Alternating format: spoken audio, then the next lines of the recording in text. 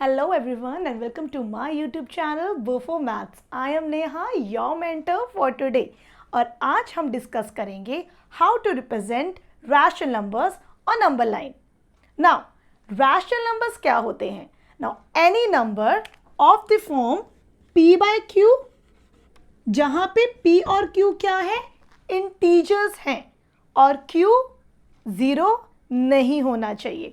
So p and q both are integers and q not equal to 0. This gives us a rational number. Now let's take an example of rational numbers. What are the examples? Minus t by minus 4 is a rational number. 2 by 4 again a rational number.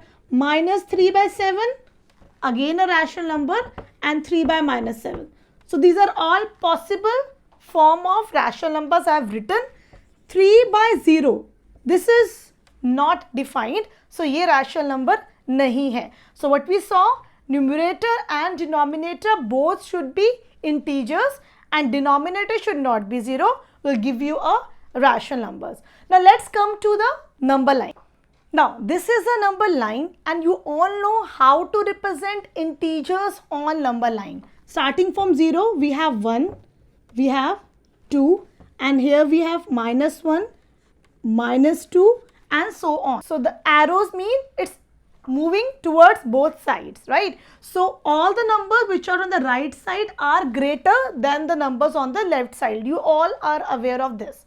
Now, how to represent rational numbers on number line? Of course, ये सारे भी rational numbers हैं, but आपको पता है इन दो integers के बीच में भी rational numbers होते हैं, और if I say 0 and 1 के बीच में भी बहुत सारे rational numbers हैं, 1 और 2 के बीच में भी.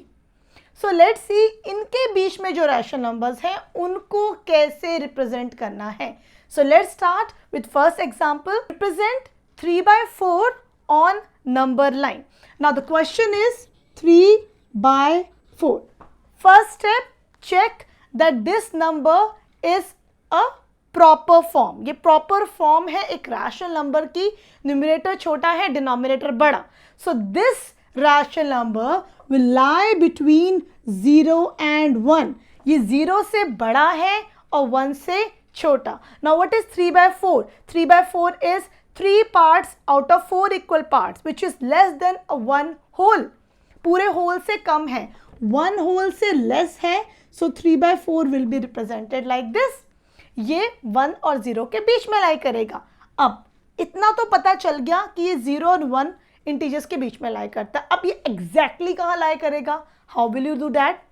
तो सबसे पहले हमें क्या करना है? 4 डिनोमिनेटर है, हमें अपने 0 एंड 1 को 4 इक्वल पार्ट्स में डिवाइड करना है. For that we have to make 3 divisions. Yes, 4 minus 1 is 3. 3 equal divisions आप mark करोगे. ठीक है, 3 divisions. So remember, अगर denominator 4 है तो 3 divisions mark करेंगे. This will give you 4 equal parts. See, 1, 2, 3, 4.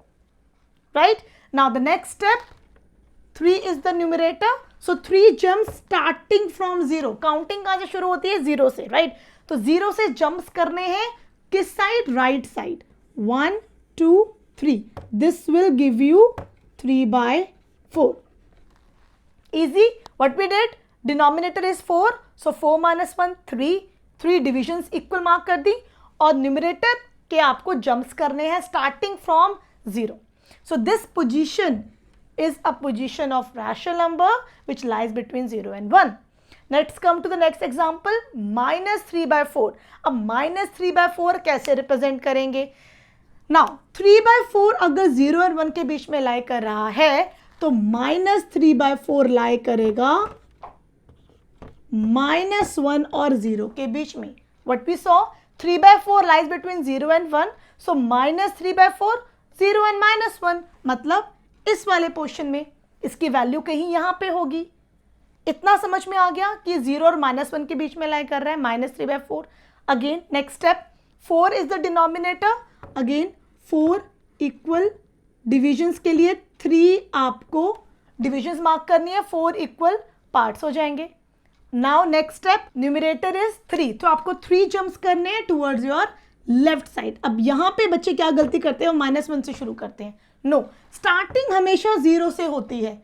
जाना किस साइड है, लेफ्ट साइड, बिकॉज माइनस है। So 3 jumps 3, this will give you -3/4। 4 is the denominator, so we'll have 3 divisions, ठीक है, और 3 jumps towards your left will give you -3/4. Now the next step is how to represent 7/5 on a number line. Now 7/5 is a rational number.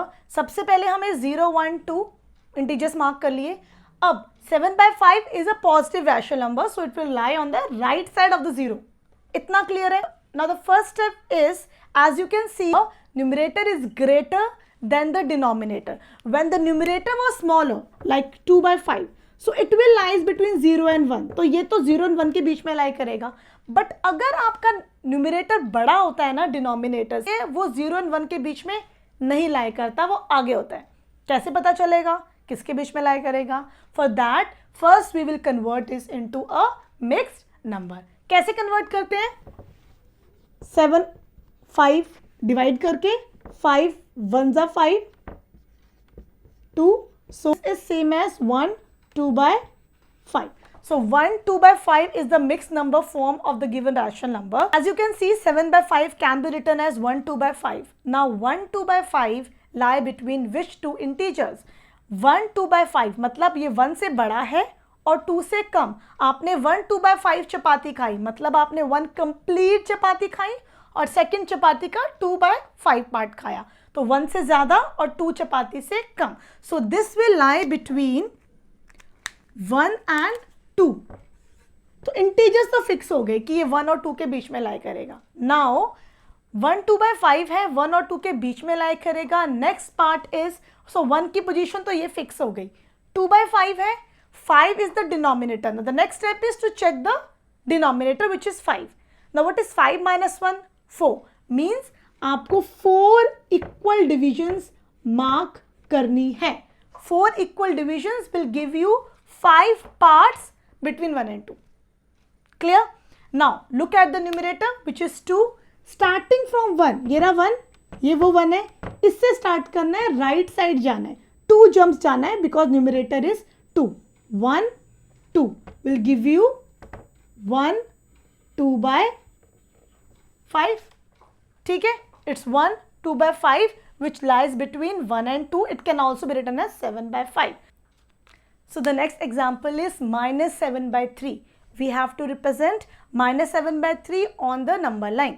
So first step is to see that here also the numerator is greater than the denominator.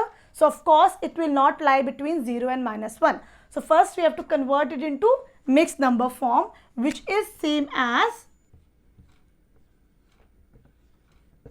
-2 1/3. So now आपको ये decide करना है कि -2 1/3 कौन से integers के बीच में lie करता है। So for that I have a very easy trick how to do that. Don't just ignore the negative sign, 2 1/3 को ले लो ना। 2 1/3 तो सबको पता है कि 2 और 3 के बीच में लाई करेगा, है ना। तो that means -2 1/3 will lie between -2 and -3। Minus हर जगह ले आए और साइंस को अपोजिट कर दिया। सो 2 1/3 2 और 3 के बीच में लाई करेगा, तो -2 1/3 -2 और -3 के बीच में लाई करेगा। सिंपल। पॉजिटिव नंबर्स के बीच में, negative rational number negative integers के बीच में, ठीक है। सो ये रहा आपका -2 और -3। यहाँ पे साइन भी रिवर्स हुए हैं, ये देखो, ठीक है। साइन जैसे चेंज हुआ, माइनस से पॉजिटिव से नेगेटिव, ग्रेटर का साइन स्मॉलर के साइड में चेंज हो गया, राइट। सो -2 और -3 ये रहा हमारा। This will lie between -2 and -3. So we have fixed with the integers. Second step, to look at the denominator, which is 3. What is 3 minus 1? 2. That means again 2 divisions आपको यहाँ पे place करनी है। हो गया। 2 divisions will give you 3 equal parts of -2 and -3. Divisions are done. Next step, look at the numerator. Numerator is 1. So 1 jump. Now there is a mistake that everybody do. हम यहाँ से jump शुरू करते हैं, right, which is wrong. जब आप right positive rational numbers की बात कर रहे हैं तो we are moving from left to right, but जब आप नेगेटिव रैशनल नंबर के रिप्रेजेंट कर रहे हैं तो राइट से लेफ्ट जाएंगे, इस साइड पे चलेंगे, स्टार्टिंग फ्रॉम -2, बिकॉज देखो ये -2 यहाँ फिक्स हो गया, अब हमें इस साइड जाना है बिकॉज हमारा रैशनल नंबर कहीं इस साइड है, तो 1 jump this way, not like this. -3 से स्टार्ट ही नहीं करना, -2 से स्टार्ट करना है जो यहाँ लिखा है, -2 से 1 jump towards your left will give you -2 1/3 और -7/3, दोनों सही हैं, कुछ भी लिख सकते हैं। Clear? So I hope how to represent rational numbers on number line is clear. So if you like my video, don't forget to like, share and subscribe my channel. See you in my next video. Till then, take care. Bye.